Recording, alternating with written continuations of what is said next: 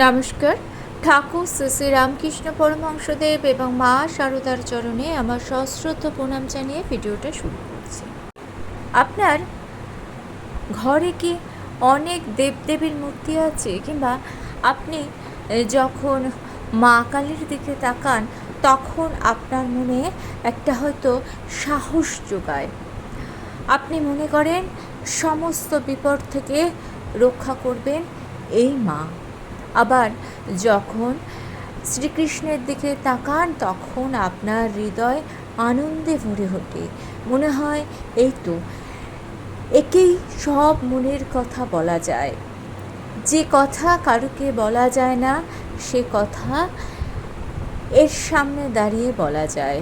গোপালকে দেখলে মনে হয় এই সুন্দর শিশুটিও ঈশ্বর, এর কাছে মন খুলে কাঁদা যায়। অনেকের মনেই এই প্রশ্ন যে একাধিক দেবদেবীকে যদি আমাদের ভালো লাগে তাহলে আমরা কি করব? কারণ আমরা এটা শুনি যে ইষ্ট দেবতা থাকা উচিত, একজন ইষ্ট অর্থাৎ একজনকে ভরসা করে থাকতে হবে। তো এই সম্বন্ধে ঠাকুর এবং মা কি বলেছিলেন সেটা আমরা জেনে নেব। ঠাকুর কিন্তু নানা ধর্মকে দেখেছেন, নানা ধর্মের মানুষের সঙ্গে মিলেমিশে নানা ধর্মকে জেনে, এমনকি নানা ধর্মের মাধ্যমে তিনি সাধনা করেছিলেন ঈশ্বরকে পাওয়ার জন্য। ঈশ্বরকে পেতে হলে কি একটা জায়গাতেই স্থির থাকতে হবে, নাকি অনেক দেবদেবীর মধ্যেও ঈশ্বরকে পাওয়া সম্ভব? ঠাকুর কি বলছেন চলুন জেনে নিন। ঠাকুর বলছেন, যিনি কৃষ্ণ তিনি কালী, যিনি শিব তিনি শক্তি। অর্থাৎ ঠাকুর বলতে চাইছেন যে ঈশ্বর এক, কিন্তু নানা রূপে তাদের অবস্থান, বা আমরা নানা রূপে তাদেরকে কল্পনা করি।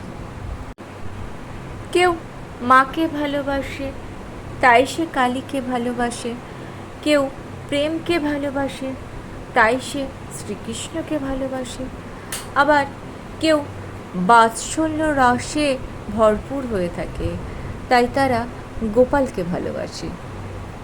ঠাকুর কিন্তু কখনোই বলেননি যে বিশেষ একজনকেই ধরে থাকতে হবে। তিনি নানা ধর্মে নানাভাবে উপাসনা করে এই মূল সত্য বুঝেছিলেন যে সব ধর্মের মূল লক্ষ্য একটাই, হয়তো পদ্ধতিগুলো আলাদা আলাদা। খুব সুন্দরভাবে ঠাকুর ব্যাপারটা বুঝিয়ে দিচ্ছেন। তিনি বলছেন, একজন রাজার কাছে 4 জন লোক একদিন দেখা করতে এলো। তো রাজার রাজপ্রাসাদে চারদিকে 4টে দরজা ছিল। একজন লোক দক্ষিণ দিক থেকে ঢুকলো, একজন লোক পূর্ব দিক থেকে ঢুকলো, একজন লোক পশ্চিম দিক থেকে ঢুকলো। তারা সবাই রাজার সঙ্গে দেখা করলো। রাজার সঙ্গে দেখা করে ফিরে এসে তারা তর্ক শুরু করে দিল যে পূর্ব দিকের দরজাটাই আসল দরজা, কেউ বলল পশ্চিম দিকের দরজাটাই আসল দরজা, আর কেউ বলল যে দক্ষিণ দিকেরই একটাই দরজা ছিল, ওটাই মেন দরজা। রাজা তাদের তর্ক শুনে হাসলেন।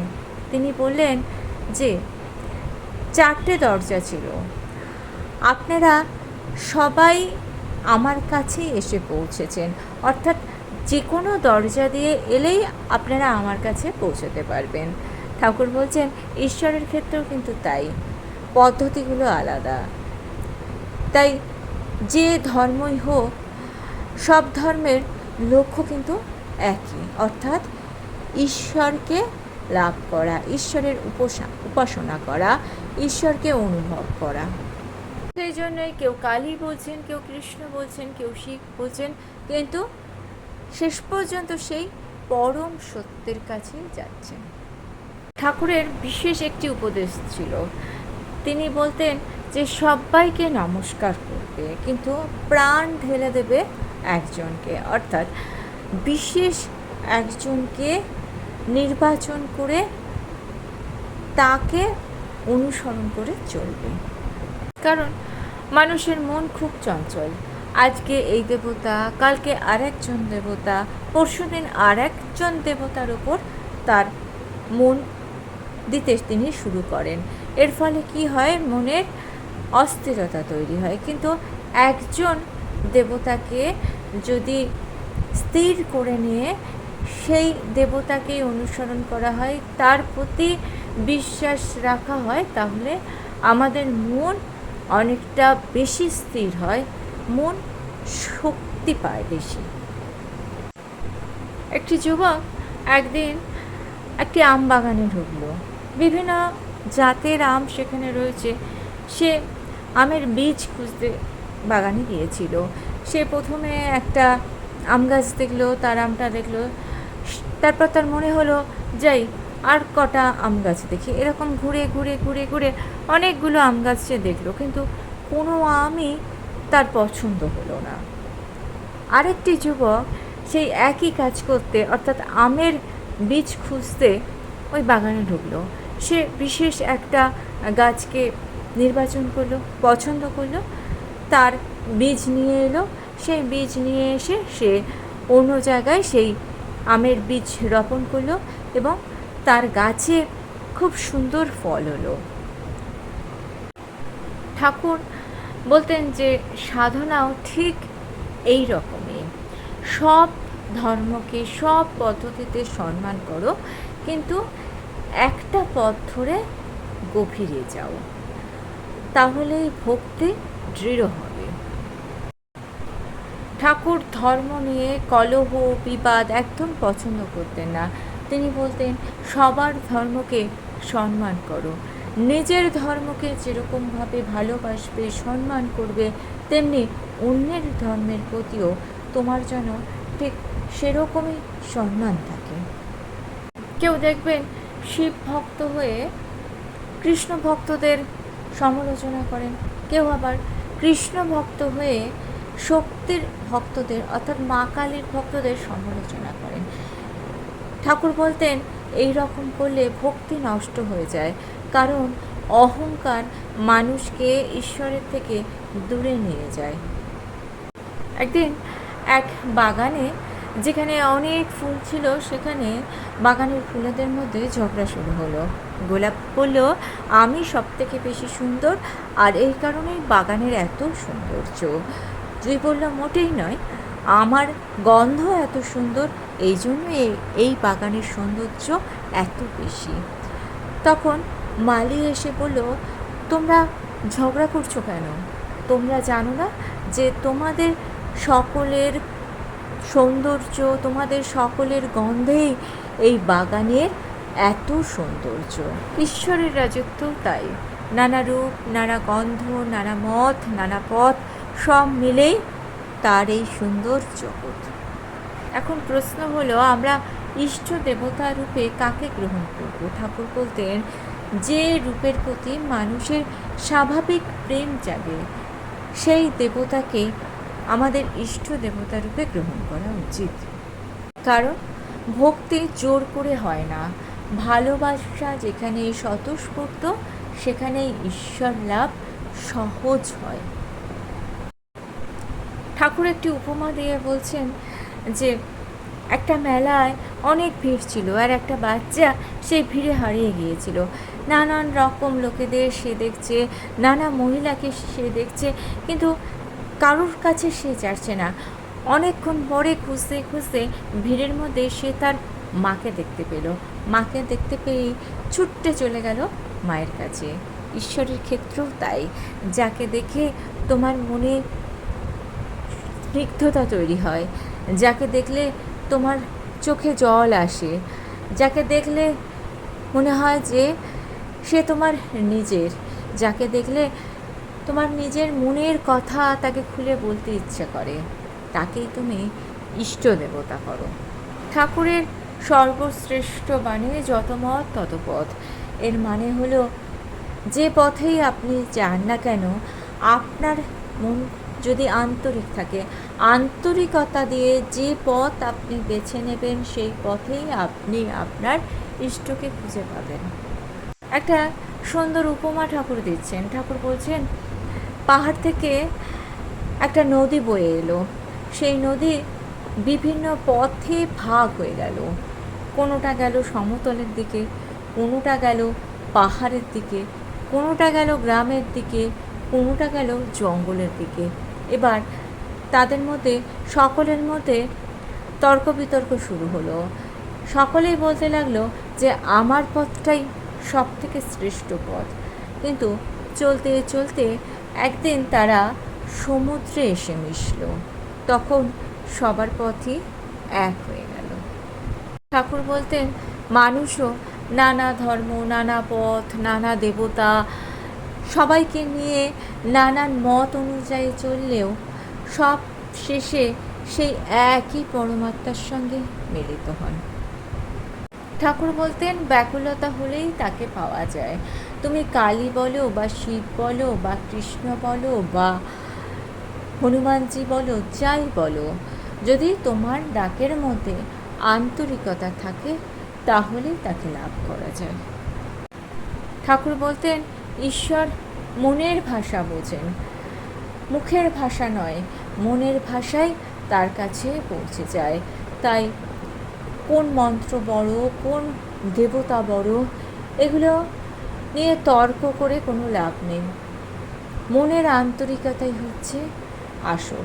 মনের আন্তরিকতা যেখানে গিয়ে মিশছে সেটাই হচ্ছে পরমাত্মা। অনেকে অনেক বড় সড়ো করে পুজো করছেন, কিন্তু সেখানে আন্তরিকতা নেই, তাহলে সেই ভক্তিরও কোনো অর্থ হয় না। ঠাকুর বলতেন ঈশ্বর বাইরের জাঁকজমক দেখেন না, তিনি দেখেন অন্তরের ভক্তি। যাদের একাধিক দেবদেবীকে ভালো লাগে তাদের জন্য ঠাকুরের উপদেশ ছিল সবাইকে শ্রদ্ধা করো, কিন্তু সাধনার জন্য এক জায়গায় মনটাকে স্থির করো। অনেক মানুষ আছেন সারা জীবন তর্ক করেই কাটিয়ে দেন, শিব বড় না শক্তি বড়, রাম বড় না কৃষ্ণ বড় না কালী বড়। ঠাকুর বলতেন এগুলো মূল বিষয় নয়, ঈশ্বরকে পাওয়াটাই হচ্ছে মূল বিষয়। কিছু মানুষ একদিন একটা ছাদে ওঠার কথা ভাবছিল, তখন চারপাশের অন্য কোনো মানুষেরা তাদেরকে সাহায্য করতে এগিয়ে এলো। কেউ লোহার সিঁড়ি দিল, কেউ কাঠের সিঁড়ি দিল, কেউ একটা স্থায়ী সিঁড়ি দেখিয়ে দিল। তো যারা উঠবে বলে ভাবছিল তারা ভাবছিল যে কোনটা দিয়ে উঠবে, এটা নিয়ে তারা দোনামানা করছিল, তাদের মন স্থির ছিল না। তো একজন মানুষ একটা সিঁড়ি দিয়ে উঠে পড়ে ছাদের উপর চলে গেল। ছাদে গিয়ে দেখলো যে সব সিঁড়িগুলোই সেই একই জায়গায় এসে মিশেছে। ঠাকুর বলতেন যে মানুষের ভক্তিও ঠিক সেরকম, সব কিছুই সেই একই জায়গায় এসে স্থির হয়েছে। দুজন মানুষ একদিন একজনের আমবাগানে ঢুকলো। মালিকের অনুমতি নিয়ে তারা আমবাগানে ঘুরল। একজন মানুষ সারাক্ষণ বসে বসে পাতা গুনল, আম গুনল, আর আরেকজন মানুষ মালিকের থেকে অনুমতি নিয়ে সুন্দর একটা মিষ্টি আম খেল। তাহলে লাভটা কার হলো? ঠাকুর বলতেন তর্ক করা মানে পাতা গোনা, আর ভক্তি মানে আম খাওয়া। অনেকের মনে নানান রকম দ্বিধা তৈরি হয়। কেউ ভাবেন যে আমি মা কালীকে বিশ্বাস করব, না আমি শ্রীকৃষ্ণকে বিশ্বাস করব, না আমি রামকে বিশ্বাস করব, না আমি হনুমানজিকে বিশ্বাস করব, না আমি মা দুর্গাকে বিশ্বাস করব। ঠাকুর বলতেন আন্তরিক হও। আন্তরিক হলেই দেখবে তিনি তোমাকে পথটা দেখিয়ে দিচ্ছেন। ঠাকুর বলতেন সত্যি যদি তুমি চাও তাহলে তিনিই তোমাকে হাত ধরে এগিয়ে নিয়ে যাবেন। একজন ব্যক্তি একদিন অন্ধকার রাস্তায় পথ হারিয়ে ফেললো। পথ হারিয়ে সে কাঁদতে বসলো, কারণ সে কিছুতেই পথ খুঁজে পাচ্ছে না, অন্ধকারে কিছু দেখতেও পাচ্ছে না। অনেকক্ষণ পর একজন পথপ্রদর্শক এলো। সে বলল আমার হাত ধরো। পথিক তার হাত ধরলো, হাত ধরে এগিয়ে চলছে। তখন পথিক বলছে আমি তো কিছুই দেখতে পাচ্ছি না। পথপ্রদর্শক বলল তোমাকে কিছু দেখার দরকার নেই, আমি তোমাকে এগিয়ে নিয়ে যাচ্ছি, তুমি আমার সাথে সাথে চলো। পথিক সেই পথপ্রদর্শকের সাথে সাথে চলতে চলতে একসময় দেখলো নিরাপদে সে তার আশ্রয়ে ফিরে এসেছে। ঠাকুর বলতেন, ভক্ত যদি সত্যি সত্যি ঈশ্বরকে ডাকে, যদি আন্তরিকভাবে ভক্তি সহকারে ডাকে, তাহলে ঈশ্বর এসে সত্যি সত্যি তার হাতটি ধরে তাকে ঠিক পথে নিয়ে চলেন। প্রেমই সমস্ত জীবনের সমস্ত সাধনার শেষ কথা। ঠাকুরের জীবনে এটাই ছিল আসল লক্ষ্য। ঠাকুর তার সমগ্র জীবন দিয়ে এটাই বুঝিয়েছেন, যেখানে প্রেম সেখানেই ভক্তি, প্রেম ছাড়া ভক্তি আসে না। তাই ঠাকুর বলছেন, তুমি কালী ভক্ত হও, শিব ভক্ত হও আর কৃষ্ণ ভক্ত হও, প্রেম ছাড়া সব জপই শুষ্ক হয়ে যায়। ভয় নয়, ভালোবেসে ভগবানকে ডাকো। ঠাকুর বলছেন, প্রেম দিয়ে একটি নামও যদি তুমি স্মরণ করো, তাহলে তুমি ওই একটি নামেই ঈশ্বরের কাছে পৌঁছে যেতে পারো। তাই ঠাকুর বলতেন, যে ভাব তোমার ভালো লাগে সেই ভাবেই তুমি ভগবানকে ডাকো। কারোর কাছে মা কালীকে খুব আপন বলে মনে হয়, কারোর কাছে শ্রীকৃষ্ণের মধুর রূপকে খুব আপন বলে মনে হয়।